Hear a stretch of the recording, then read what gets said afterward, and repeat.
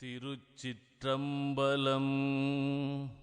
அருட்பெரும் ஜோதி தனிப்பெருங்கருணை. பேருபதேசம்.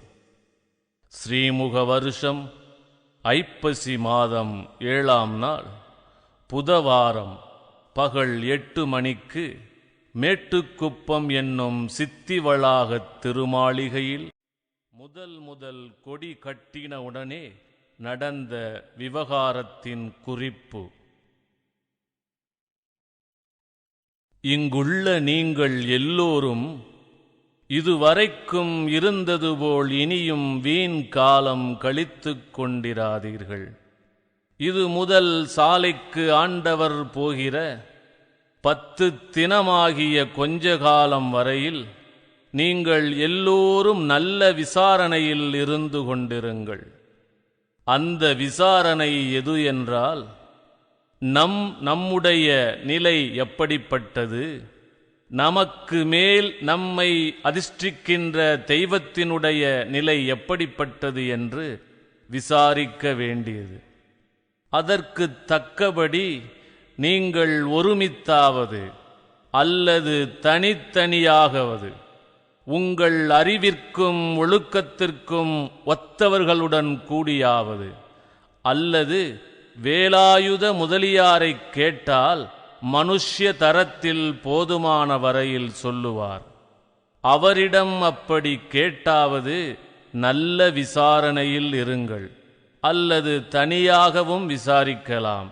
இவ்விசாரணை முகத்திலிருந்தால் நமது ஆன்ம அறிவை விளக்கமின்றி மூடிக்கொண்டிருக்கின்ற அனந்த திரைகளிலே அழுத்தமாயிருக்கின்ற முதல் திரையாகிய பச்சை திரை முதலில் நீங்கிவிடும். அது நீங்கினால் மற்ற திரைகள் அதிக விரைவிலே நீங்கி போய்விடும். அந்த பசுமை வர்ணம் எப்படிப்பட்டதென்றால், கருமைக்கு முதல் வர்ணமான பசுமையாக இருக்கின்றது. இப்படிப்பட்ட அழுத்தமான திரை நீங்க வேண்டுமென ஸ்தோத்தரித்தும் தெய்வத்தை நினைத்தும் நமது குறையை ஊன்றியும் இவ்வண்ணமாக இருக்கின்ற போதும் படுக்கின்ற போதும் இடைவிடாது இவ்விசாரத்தோடு ஆண்டவர் நமக்கு உண்மை தெரிவிக்க வேண்டும் என்கின்ற முயற்சியுடன் இருந்தால் தெரிய வேண்டியதை தெரிந்து கொள்ளலாம். அவ்விசாரம் பரம் அபரம் என்று 2 வகையாயிருக்கின்றது. இவற்றில் பரம் பரலோக விசாரம், அபரம் இகலோக விசாரம். இவ்விரண்டில் இகலோக விசாரம் அல்ல.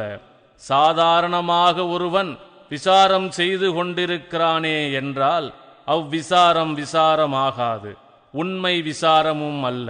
ஏனெனில் விசாரம் என்கின்றதற்குப் பொருள் வி என்பது சாரம் என்பதில் சாதாரண உலக விசாரத்தை மறுக்க வந்தது.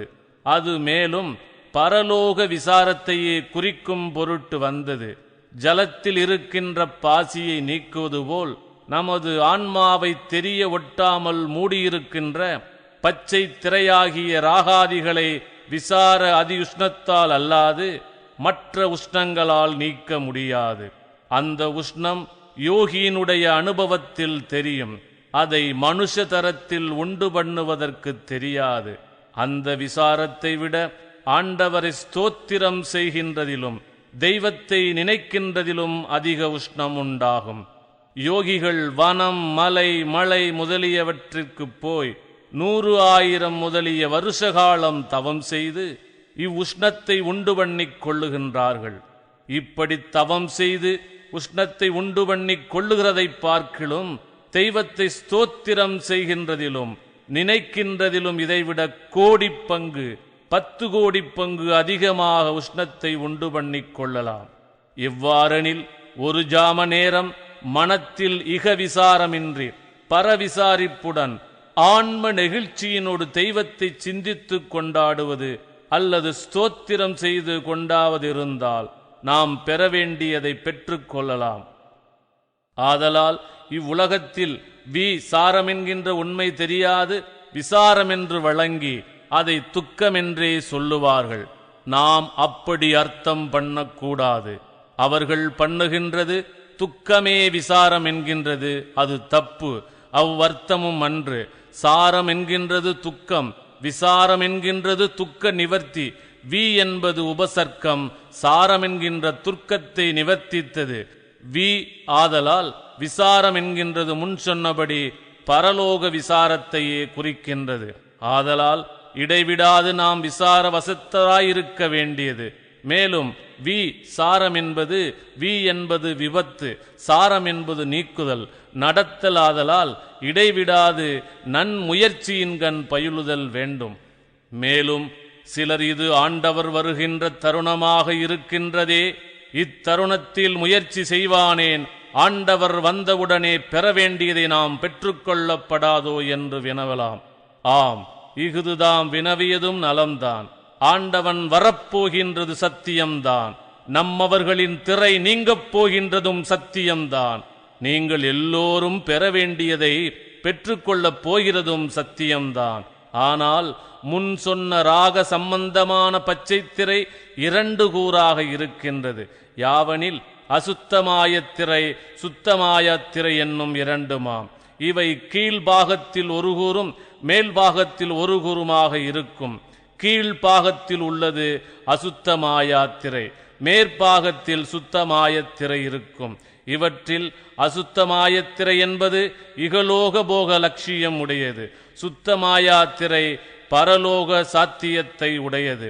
இவற்றில் ஆண்டவர் வந்து அனுக்கிரகம் செய்கின்ற பொழுது முயற்சியில்லாத சாதாரண மனுஷர்களுடைய கீழ்ப்பாகத்தில் இருக்கின்ற அசுத்த மாயை என்னும் பச்சை திரையை மாத்திரமே நீக்குவார். ஆதலால் அக்காலத்தில் நாம் அத்திரை நீங்கியுடன் கூடிய வரையில் சுத்தமாய் புனிதர்களாய் இருக்கலாமே அல்லாது பெற வேண்டியதை பெற்றுக் கொள்ளுதற்கு கூடாது. மேலும் பஞ்சகிருத்திய விவங்களும் இதர சித்தி முதலியவைகளும் ஆன்ம அனுபவத்தையும் செய்யவும் பெறவும் கூடாது. பின்னும் நன்முயற்சி செய்தே மேலேற வேண்டும். மேலும் இத்தருணம் இங்கு உண்டாகும் கூச்சல், குழப்பம் முதலியவையும் அடுத்தவர்களுக்கு பக்குவம் வருவிக்கவும் பாவிகளை விளக்கவும் உண்டாயின. ஆதலால் நாம் எல்லோரும் இத்தருணம் இப்போதே விசேஷ நன்முயற்சியுடனே இருந்தால் ஆண்டவர் வருகின்ற பொழுது நம் கீழ்ப்பாகத்தில் உள்ள அசுத்தா மாய திரையோடு கூடி மேற்பாகத்தில் இருக்கின்ற சுத்த மாயினுடைய பச்சை திரையும் நீங்கி போய்விடும். கருமயிர் பச்சை வர்ணமுடையது அசுத்தா மாயத்திரை, பொன்மயிர் பச்சை வண்ணமுடையது சுத்தமாயத்திரை. கருமயிர் பச்சை வண்ணமுடைய அசுத்தமாயாத்திரை நீங்கிய பிறகு மற்ற 8 திரைகளும் அதிக விரைவிலே நீங்கி போய்விடும்.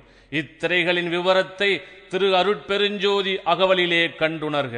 மேலும் இது நீங்கின உடனே ஒருவன் பஞ்சகிருத்திய முதலான யாவையும் செய்வான். ஆதலால் ஒவ்வொருவரும் முயற்சியுடனே இருந்தால் அதற்கு தக்க லாபத்தை பெற்றுக் கொள்ளலாம்.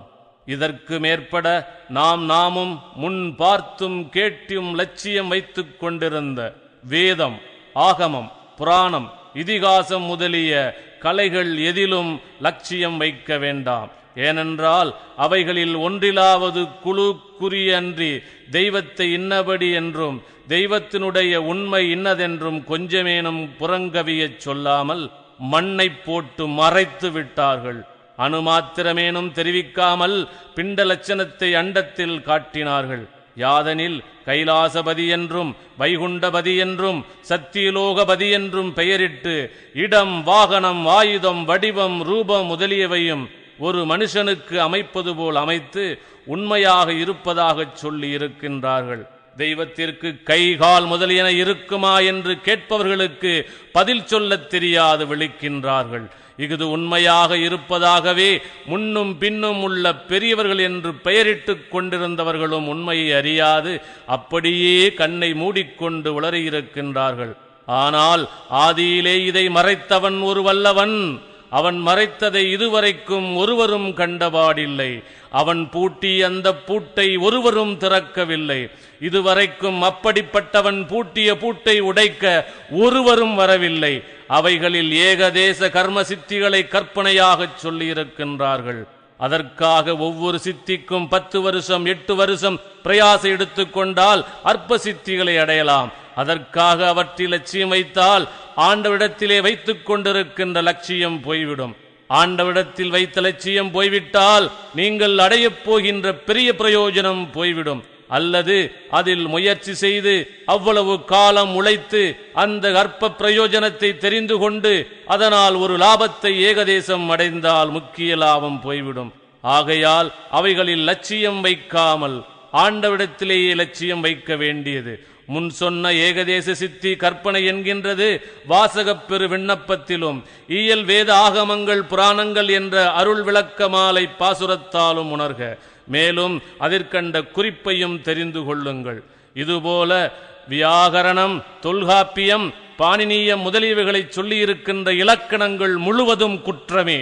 அவைகளில் குற்றமே சொல்லியிருக்கின்றார்கள். எவ்வாறெனில் 90, 900 என்ற கணிதத்தின் உண்மை நான் சொன்ன பிறகு தெரிந்து கொண்டீர்கள் அல்லவா? இப்படியே 1, 2 முதல் 100 முதலான இலக்கணங்களுக்கும் உகர இறுதி வருவானேன்? ஒருவாறு சித்தர்கள் காரணப் பெயராக இட்டிருக்கிறார்கள். தொல் 100 90 என்றும் தொல் 1000 900 என்றும் வழங்குகின்றன.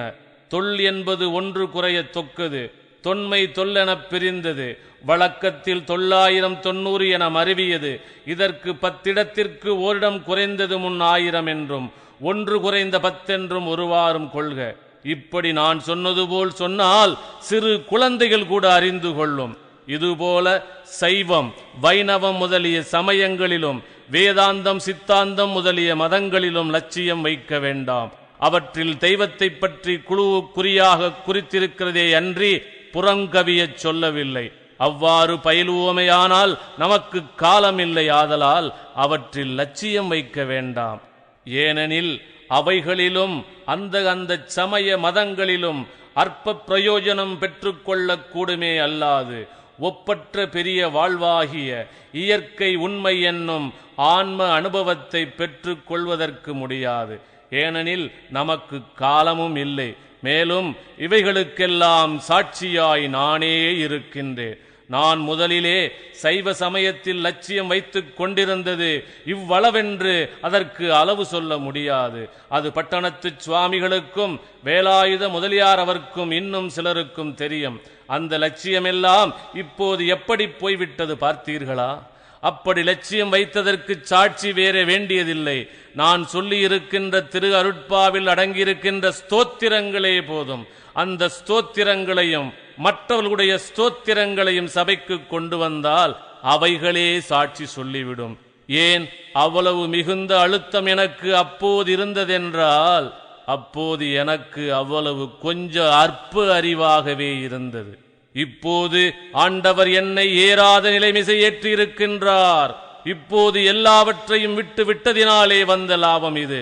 ஆதலால் நீங்களும் விட்டு விட்டீர்களானால் என்னை போல் பெரிய லாபத்தை பெறுவீர்கள்.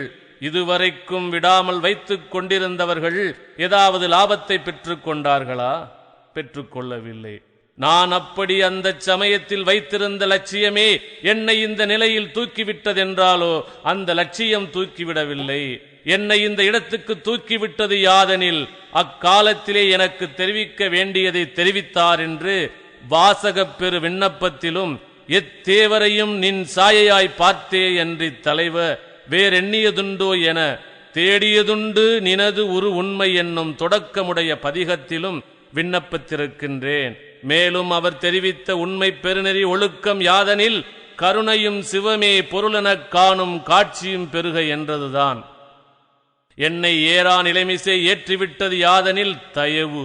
தயவு என்னும் கருணைதான் என்னை தூக்கிவிட்டது. அந்த தயவுக்கு ஒருமை வர வேண்டும். அந்த ஒருமை இருந்தால்தான் தயவு வரும். தயவு வந்தால்தான் பெரிய நிலைமேல் ஏறலாம். இப்போது என்னுடைய அறிவானது அண்டாண்டங்களுக்கு அப்பாலும் கடந்திருக்கின்றது. அது அந்த ஒருமையினாலேதான் வந்தது.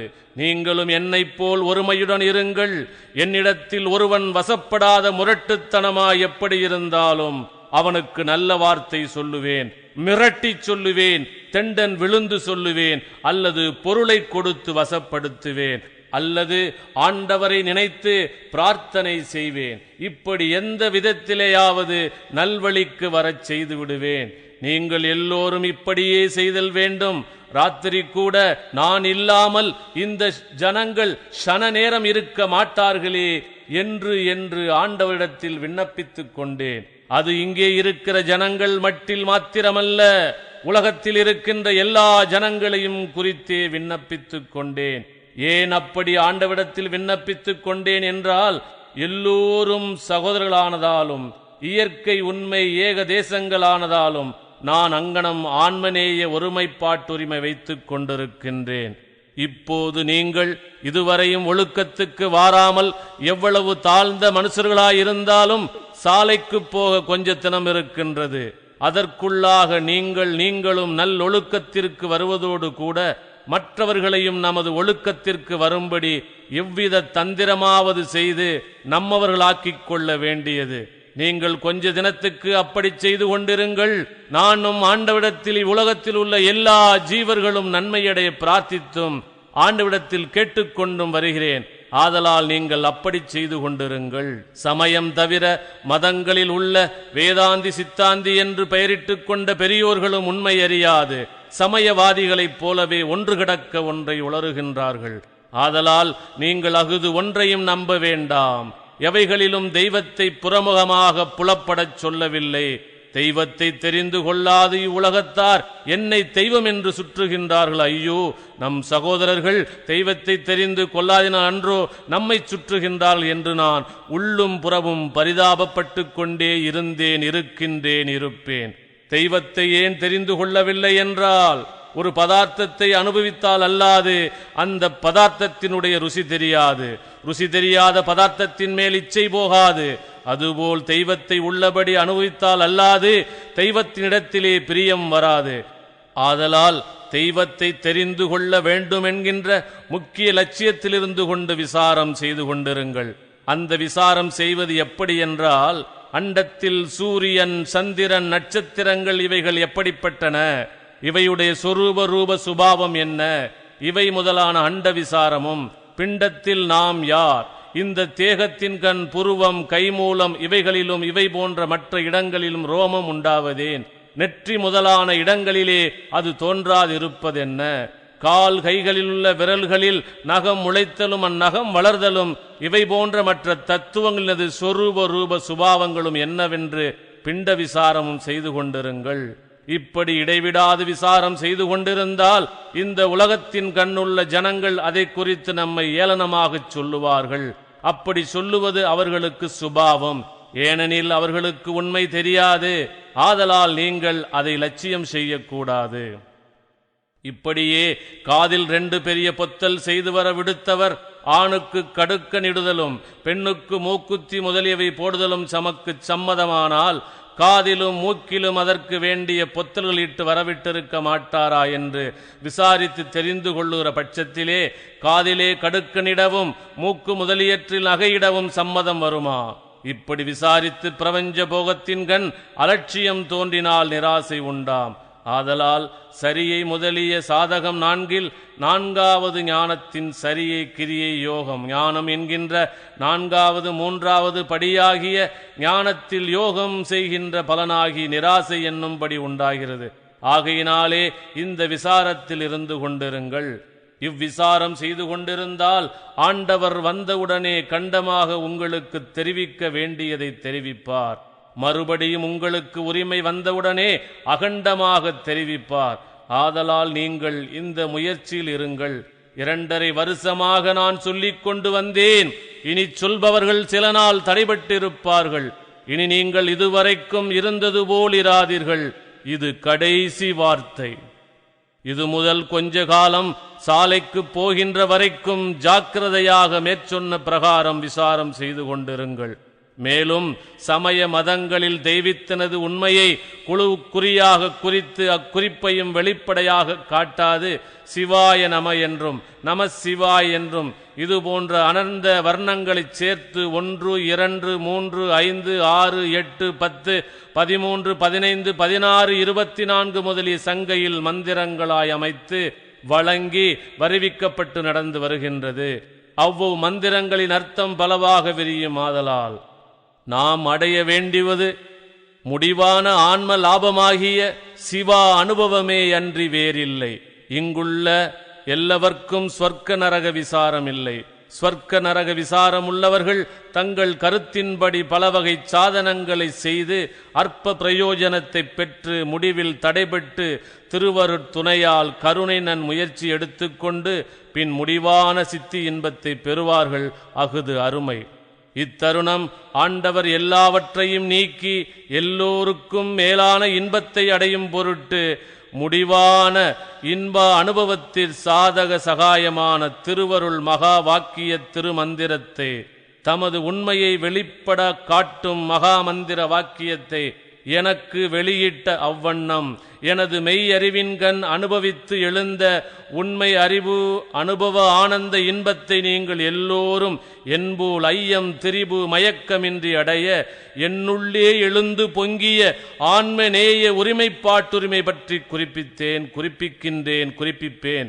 நமது ஆண்டவர் கட்டளையிட்டது யாதெனில் நமக்கு முன் சாதனம் கருணை ஆனதினாலே ஆண்டவர் முதற் சாதனமாக அருட்பெரும் ஜோதி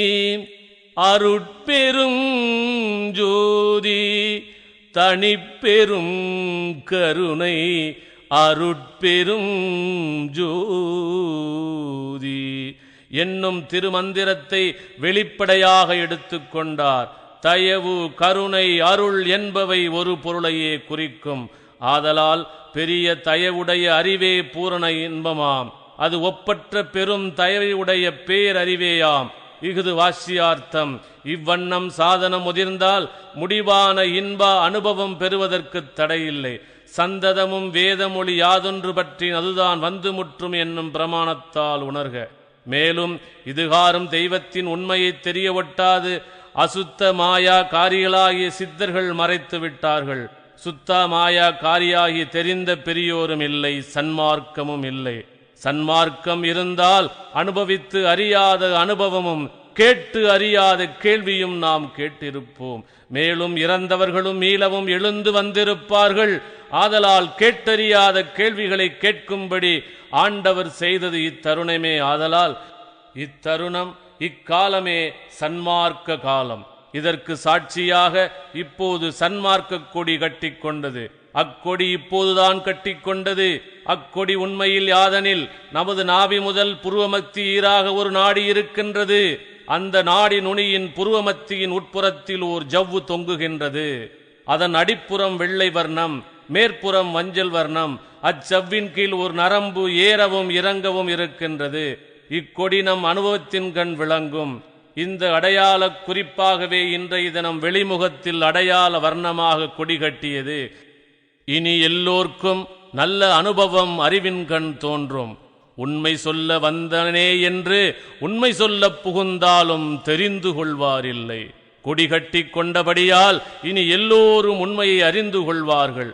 முன் உள்ளவர்கள் உண்மையை தெரிய ஒட்டாது மண்ணை போட்டு மறைத்து விட்டார்கள். இந்த தருணம் ஆண்டவரும் தெரிவித்தார், தெரிவிக்கின்றார், தெரிவிப்பார். நீங்கள் எல்லோரும் உண்மையை தெரிந்து கொள்ளுங்கள். இப்போது நான் சொல்லி வந்த பிரகாரம் ஜாக்கிரதையுடன் உண்மை அறிவாய் விசாரம் செய்து கொண்டிருங்கள். அவசியம் இதற்கு காரணமான தயவிருக்க வேண்டியது. அந்த தயவு வருவதற்கு ஏதுவான உரிமையும் கூட இருத்தல் வேண்டும். இப்படி இருந்து கொண்டிருந்தால் ஆண்டவர் வந்தவுடனே எல்லா நன்மையும் பெற்றுக்கொள்வீர்கள். இது சத்தியம், சத்தியம், சத்தியம். இஃது ஆண்டவர் கட்டளை.